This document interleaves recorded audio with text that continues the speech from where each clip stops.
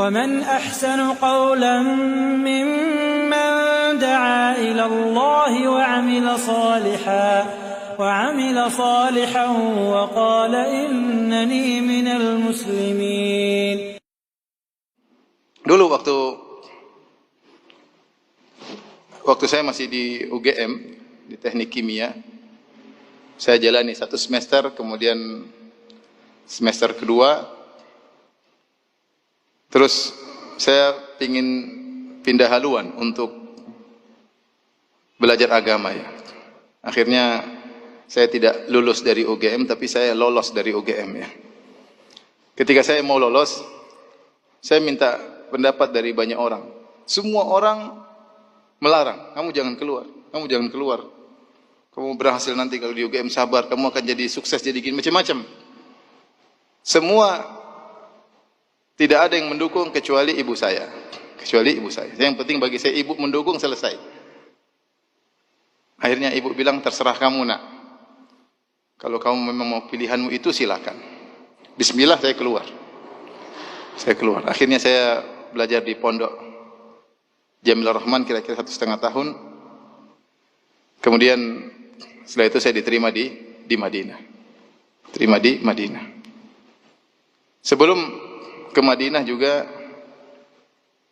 saya menikah. Kemudian minta izin juga ibu ya. Tafadhal, silakan menikah. Kemudian saya berangkat ke Madinah. Jadi dia bukan seorang wanita yang ahli ibadah, bukan seorang wanita yang rajin puasa sunnah, tidak. Tetapi saya yakin doa orang tua sangat mudah dikabulkan. Karena tidak ada orang yang tulus mendoakan kita seperti orang tua kita. Ya, seperti orang tua kita. Akhirnya saya kuliah sampai akhirnya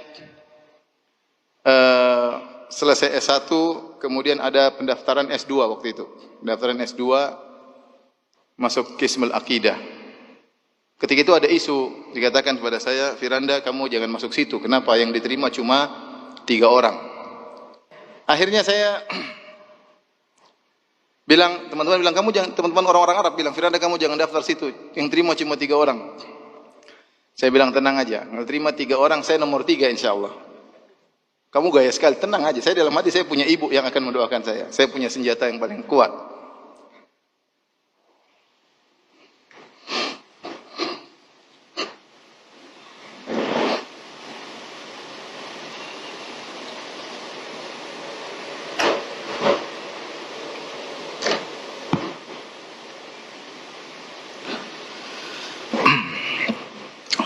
Akhirnya ada lagi bilang, Firanda, alhamdulillah sekarang dengar-dengar isunya diterima 5 orang. Saya bilang, tenang, saya nomor 5, jangan khawatir. Jadi mereka, teman-teman saya tambah jengkel. Kamu sombong banget, tenang aja, saya nomor 5.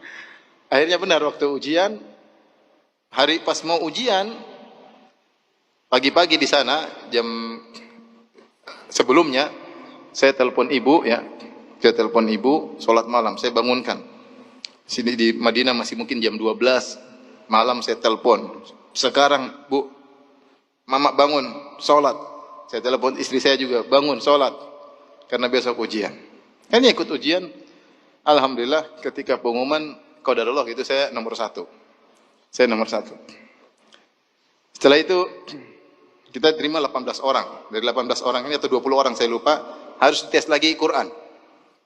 Yang terima rata-rata IP-nya 5. Kira-kira di Madinah IP-nya 5. Saya IP cuma, saya lupa, 4,8 kalau nggak salah. Teman-teman saya banyak IP-nya 5 ketika itu. Kalau nggak salah berapa hari kemudian ujian Quran. Ujian berikutnya. Wah, ujiannya susah. Rata-rata teman-teman menyetor 30 juz. Saya cuma ngambil kadar minimal 5 juz. Saya nggak punya banyak hafalan. Kamu Firanda berapa 5 juz? Oke. Kita hadir. Yang menguji pakai e-call, kemudian tegang, satu orang ditanya, mengerikan, saya lihat dari luar, mengerikan nih, gimana saya bisa jawab atau tidak. Jadi kondisinya menegangkan. Akhirnya saya telepon ibu lagi, saya punya senjata. Mak, sekarang mak berdoa. Sekarang. Anda lagi, saya bilang nama saya Anda lagi ujian. Kenapa Anda? Sekarang lagi doa. Mama sekarang berdoa ya, sekarang mak. Terus saya matikan. Mama saya berdoa, mungkin sekitar 5 menit, ada syekh lewat. Firanda, kamu ngapain sini? Ujian Quran. Mana? Sudah, kamu sama saya aja sini. Akhirnya cuma surat Al-Baqarah ya. Akhirnya saya diterima. Ini maksud saya doa orang tua itu sangat penting. Kemudian ketika saya selesai S2, ada pendaftaran S3. Saya sudah capek belajar ya. Antum juga mungkin capek belajar ya. Saya sudah capek belajar. Tiap hari ujian, saya nggak mau. Saya mau uji orang, masih uji terus, saya nggak mau.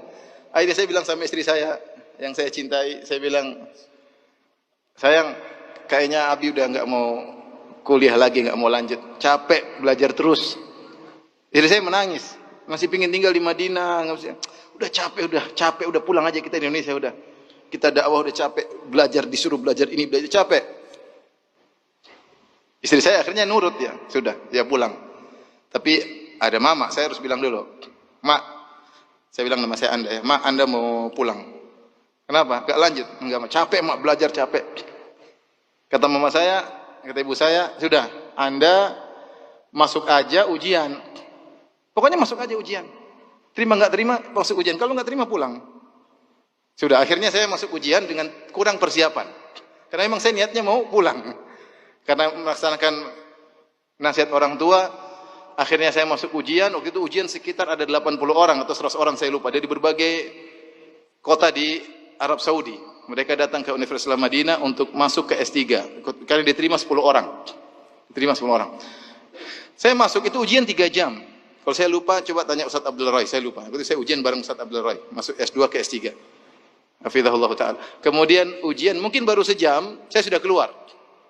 Teman-teman sampai tank masih minta tambah waktu. 3 jam mereka masih kurang waktu. 1 jam saya sudah keluar. Saya keluar, 2 hari kemudian, 3 hari saya agak lupa, ditelepon. Firanda Ta'al. Kenapa Syekh? Kamu diterima. Lah, kok bisa? Saya datang. Saya tahu saya nggak bisa jawab. Yang penting saya jalankan perintah orang tua. Kemudian saya dipanggil ujian. Saya tidak persiapan. S3 minimal 10 juz. Kalau mau masuk minimal 10 juz. Waduh. Itu besoknya. Jadi hari itu saya dengar. Besoknya harus datang. Hari itu saya murojaah. Murojaah. Cuma dapat 9 juz. Nah, karena lupa. Saya memang tidak ada persiapan untuk ini. Jadi saya cuma bisa 9 juz. Saya sampai tiba di tempat ujian. Saya bilang, saya sudah murojaah dari kemarin cuma 9 juz. Kamu hafal Maryam Kahfi enggak? Hafal, itu 1 juz katanya. Pas 10 juz.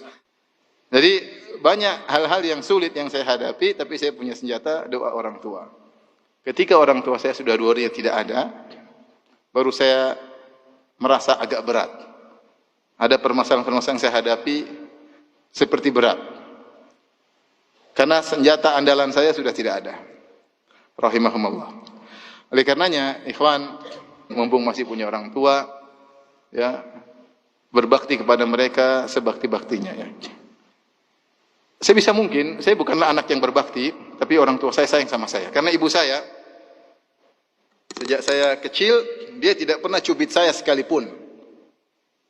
Tidak pernah. Maksudnya saya agak badung-badung dikit, tapi dia tetap doain saya. Tetap doain saya. Nah, antum ambil hati orang tua, minta doa kepada orang tua, dan itu doa yang terbaik.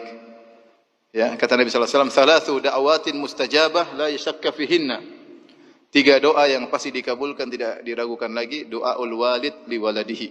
Doa orang tua kepada anaknya. Ketika saya munaqasyah S3, terus saya lulus, saya dipanggil oleh dosen penguji, yaitu Syekh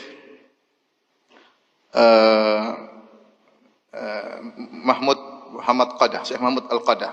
Dia orang aslinya dari Kedah, dari Malaysia, tapi dia belajar di Madinah sampai mengambil profesor dan dia punya kedudukan tinggi di Universitas Madinah. Maka dia panggil saya, dia ingatkan, dia bilang, "Hai Firanda, kamu jangan ujub, kamu jangan sombong, kamu tuh tidak ada apa-apanya, kamu sama dengan yang lainnya, yang lebih pintar dari kamu juga banyak. Tapi menurut saya kamu berhasil karena orang tuamu. Kamu berhasil karena orang tua. Saya pun demikian. Yang lebih pintar daripada saya juga banyak, tapi alhamdulillah saya dapat posisi ini karena berkat apa? Orang tua. Satu yang saya sesalkan, dia sampaikan sambil menangis. Satu yang saya sesalkan, saya dulu malu-malu minta doa sama orang tua. Ya, ketika orang tua saya meninggal baru saya sesalkan hal tersebut. Jadi antum jangan lupa kalau mau kemana, telepon orang tua. Minta doa apa? Orang tua. Berusaha hidup ini membuat orang tua berbahagia. Kalau ibu lihat antum, ibu senang. Jangan lihat antum